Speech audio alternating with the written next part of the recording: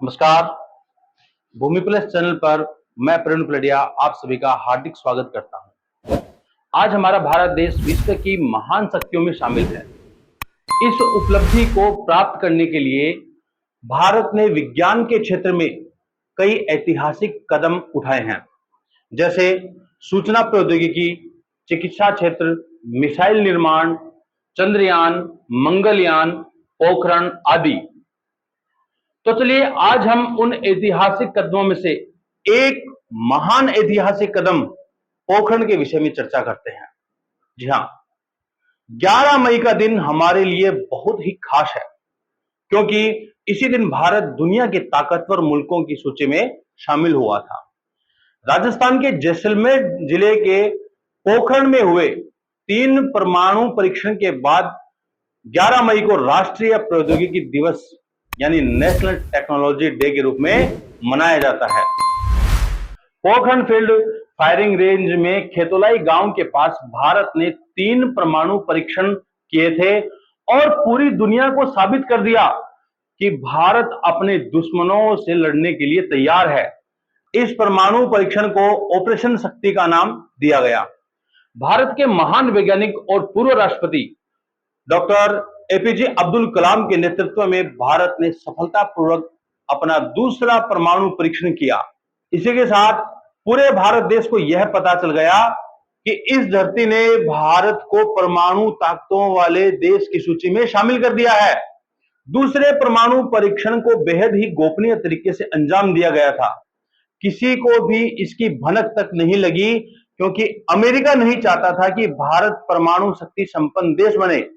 1995 में भी भारत ने परमाणु परीक्षण करने की योजना बनाई थी, लेकिन इसी कारण यह योजना सफल नहीं हो पाई थी। भारत ने 11 मई को दोपहर 3:45 पर 3 टेस्ट किए।